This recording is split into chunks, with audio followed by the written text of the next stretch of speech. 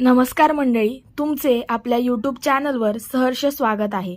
आपण ऐकत होतो कॉफी पार्टनर ही कथा मालिका. मागील भागात आपण पाहिलं की जीवा आणि रुधिर आयुष्याविषयी गप्पा मारत असतात. इतक्यात दिया असं काहीतरी बोलते की ज्यामुळे दोघेही एकमेकांचा चेहरा पाहत राहतात. आता वळूया आजच्या भागाकडे. भाग 10. दिया बोलायचे थांबली आणि तिने या दोघांकडे पाहिले तर ते हरवलेले एकमेकांच्या नजरेत. ती गालातच हसली. मुद्दामून तिने घसा खाकरला तसे हे दोघेही भानावर आले. एन्जॉय, दिया डोळे मिचकावत म्हणाली आणि निघून गेली. हॅव इट, म्हणून रुधिरने तिच्याजवळ ताट सरकवले. हा कॅफे असून इथे जेवण कसं मिळतं? मला वाटलं फक्त फास्ट फूड मिळत असेल. जेवता जेवता जीवा म्हणाली, हे कॅफे कम रेस्टॉरंट आहे. कपल्स इथे रोमॅन्टिक डिनर डेटसाठीही येतात. रुधिर उत्तरला. नाईस, मला ना ह्या कॅफेचा ॲम्बियन्स प्रचंड आवडला. खूप मस्त वातावरण आहे हे. ही डेकॉरची संकल्पना तुझीच का? जीवाने विचारले. थँक्स. हो, ही आयडिया माझीच आहे. रुधिर. आजवर कित्येक कॅफेमध्ये गेला असशील ना तू? तिथले इंटिरियर पाहून ठरवली ना तू ही थीम? तुझा फ्लर्टी स्वभाव पाहता किती गर्लफ्रेंड असतील ना तुझ्या? जीवा. मी मित्रांसोबत बहुतांश वेळा हँगआउट करायचो. आधीपासूनच फूडी असल्याने मला आवडायचं वेगवेगळ्या डिशेस ट्राय करायला. इथली प्रत्येक खाऊ गल्ली, कॅफे, रेस्टॉरंट आणि ढाबे पालथे घातले आहेत मी त्यांच्यासोबत, आणि गर्लफ्रेंडसोबत नाही. जीवा मॅडम, मी हे मानतो की जिच्यासोबत लग्न करायची तयारी असेल तीच माझी गर्लफ्रेंड असेल, आणि अशी आजवर एकच मिळाली होती, पण तीही. बोलता बोलता तो उदास झाला. जीवाने त्याच्यातला बदल टिपला. सावरून तो पुढे बोलू लागला. मी सोडलं तिला, त्यानंतर एकही गर्लफ्रेंड नाही बनवली मी. आता करेन ते थेट लग्नच. या गर्लफ्रेंडच्या फंदात पडायचे नाही मला. I am impressed. खूप चांगले विचार आहेत तुझे. काश सगळे तुझ्यासारखे विचार करत असते तर व्यभिचारी लोकच या जगात नसती.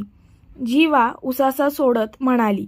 तिची मनापासून इच्छा झाली होती त्याला विचारायची की कोण होती ती दुर्भागी मुलगी जी त्याला सोडून गेली.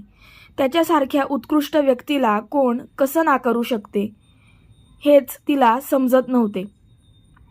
मनातली उत्सुकता तशीच दाबून ती निमूटपणे जेवू लागली. त्याच्या खाजगी आयुष्याबद्दल विचारण्याचा तिला मुळीच अधिकार नव्हता ना त्यांचे नाते तितके घट्ट होते. 2 भेटीत त्याने त्याच्या आयुष्यातला तो हळवा कोपरा उलगडावा अशी ती त्याच्याकडून अपेक्षा करू शकत नव्हती. तुझ्या कंपनीचे नाव काय आहे? त्या विषयाला बगल द्यावी म्हणून रुधिरने विचारले. Techno savvy private limited. जीवा उत्तरली, पण रुधिर 3 ताड उडाला. काय? तो जोरात ओरडला आणि त्याला ठसका लागला. जीवा त्याच्या जवळ सरकली. तिने त्याला पाण्याचा ग्लास दिला. आजूबाजूचे विचित्र नजरेने त्यांच्याकडे पाहत होते.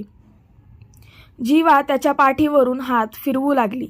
तसे त्याला शरीरातून वीज दवडून गेल्यासारखे वाटले. खूप जवळ होती ती त्याच्या. तिच्या डोळ्यात काळजी ओतप्रोत भरली होती. पाणी पिता पिता तो एकटक तिच्याकडेच पाहत होता. त्याला जरा बरं वाटलं तसं त्याने पाण्याचा ग्लास खाली ठेवला. बरं वाटत आहे का तुला? तिने काळजीने विचारले. किती सुखावला होता तो तिच्या एका प्रश्नाने. आयुष्यात आणि काय हवं असा प्रश्नही डोकावून गेला त्याच्या मनात. त्याने तिच्यात हरवत फक्त होकारार्थी मान हलवली. दोघांच्या चेहऱ्यात जास्त अंतर नव्हते. चेहऱ्यावर आदळणारे गरम श्वास मनात वेगळ्याच भावना जागवत होते. भानावर येऊन जीवा बाजूला झाली. रुधिरही सावरून बसला. एवढं काय झालं ओरडायला? तिने विचारले. ओरडू नाही तर काय करू? तू एवढ्या मोठ्या कंपनीची मालकीण असशील असं मला वाटलं नव्हतं. रुधिर अविश्वासाने म्हणाला. तुला माहीत आहे माझी कंपनी? Strange. Jeeva. Are you kidding me? असा क्वचितच कोणी असेल ज्याला टेक्नोसॅव्हीबद्दल माहीत नसेल. भारतातल्या टॉप IT कंपनीमध्ये एक आहे तुझी कंपनी. सलग 5 वर्षांपासून तू बेस्ट बिझनेस वुमनचा अवॉर्ड जिंकत आहेस, तरी जगाला तुझ्याबद्दल माहीत नसेल का?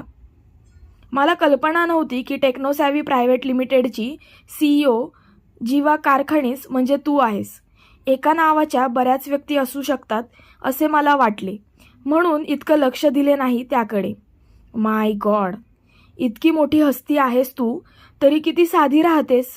ना बॉडीगार्डचा लवाजमा सोबत ठेवतेस, ना महागडे ब्रँडेड कपडे घालतेस. रुधिर आश्चर्याने म्हणाला. हे खरं जग आहे रुधिर, कोरियन ड्रामा किंवा चित्रपट नाही, जिथे CEO म्हणलं की काळ्या कोटातले बॉडीगार्ड आजूबाजूला असतील. CEO ब्रँडेड वस्तूंनी आणि कपड्यांनी मढलेला असेल.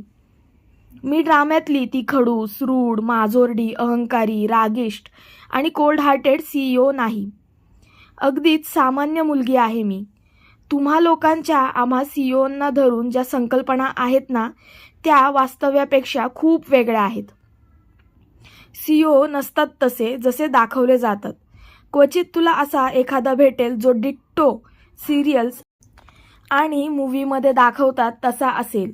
जीवा, तसा प्रसंग आला नाही ना कुठल्या CEOला भेटायचा, त्यामुळे मला माहीत नाही.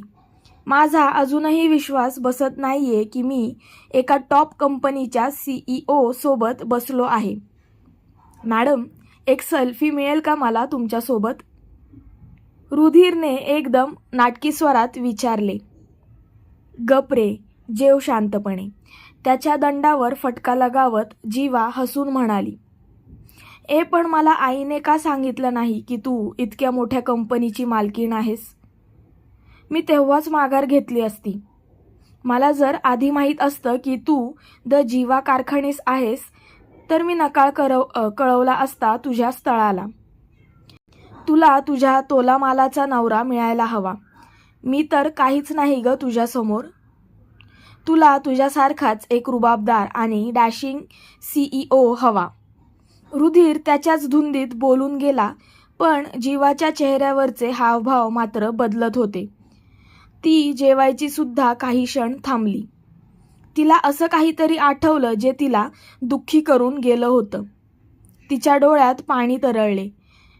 कसेबसे तिने स्वतःचे अश्रू थोपवून धरले. रुधिरची अचानक तिच्याकडे नजर गेली. तिच्या डोळ्यात पाणी पाहून त्याच्या काळजात चर्र झाले आणि एकाएकी तो बोलायचा थांबला. जीवाच्या डोळ्यांसमोर त्या कटू आठवणी फेर धरून नाचू लागल्या. हे, तू ठीक आहेस ना? तिच्या हातावर हात ठेवून रुधिरने गोंधळून विचारले. ती हुंकारली आणि शांतपणे जेवू लागली.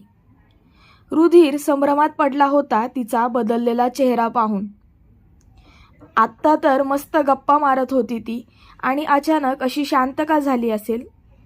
मी काही चुकीचं बोललो का तिला? कशी आहे नक्की जीवा? ती एक गूढ होत चालली आहे माझ्यासाठी. समजतच नाहीये तिचा स्वभाव. मला जमेल का तिच्या मनाचा तळ गाठायला? तेवढ्या विश्वासाने ती मला तिच्या आयुष्यातील प्रत्येक गोष्ट सांगेल का? कधी येईल का तो दिवस माझ्या आयुष्यात? रुधिर मनात म्हणाला. पुढचा पूर्ण वेळ दोघेही शांत बसून जेवत होते. रुधिरला आयुष्यात पहिल्यांदाच समजत नव्हते की कसे कोणाला बोलते करावे, कोणता विषय घ्यावा. त्याने जीवाला तिचा वेळ द्यायचे ठरवले. जीवाचे जेवण झाले. वॉशरूम? तिने विचारले तसा त्याने एका दिशेला हात केला. ती उठून वॉशरूममध्ये गेली. दिया तडक रुधिरकडे आली. दादू, इतक्या जोरात का ओरडला तू मागाशी? तिने काळजीने विचारले. त्याने तिला जीवाबद्दल सांगितले. आई शपथ, वहिनी, CEO? तोंडावर हात ठेवून ती उद्गारली. अशीच प्रतिक्रिया होती माझी, म्हणून मी ओरडलो होतो. रुधिर, किती साधी राहते ना वहिनी. किती मोठ्या मोठ्या लोकांसोबत बसणं असेल तिचं, तरी आपल्या साध्या कॅफेमध्ये आलेली तुला भेटायला. नशीबवान आहेस हा तू दादू. वहिनीला सांग ना मला एक ऑटोग्राफ द्यायला. दिया, तूच सांग. मजा तर तुझी आहे बाबा. तू तर तिच्यासोबत घरी जाणार आहेस. बारीक चेहरा करत रुधिर म्हणाला. ती खरंच मला घरी सोडायला येणार आहे? यू फिलिंग जेलस हा? काळजी नको करू, पुढच्या वेळी तू असशील माझ्या जागेवर. दिया त्याला धीर देत म्हणाली. होप सो, रुधिर म्हणाला. कधी तुम्हीही गेला आहात का कोणासोबत डेटवर? तुमच्या आवडीचा कॅफे कोणता आहे आणि कुठे आहे हे मला कमेंटमध्ये कळवायला विसरू नका. व्हिडिओ आवडल्यास अवश्य लाईक करा, कमेंट करा, शेअर करा. अजूनही तुम्ही माझ्या चॅनलवर नवीन असाल तर सबस्क्राईब करायला विसरू नका. भेटूया पुढच्या भागात. तोवर काळजी घ्या आणि आनंदी राहा.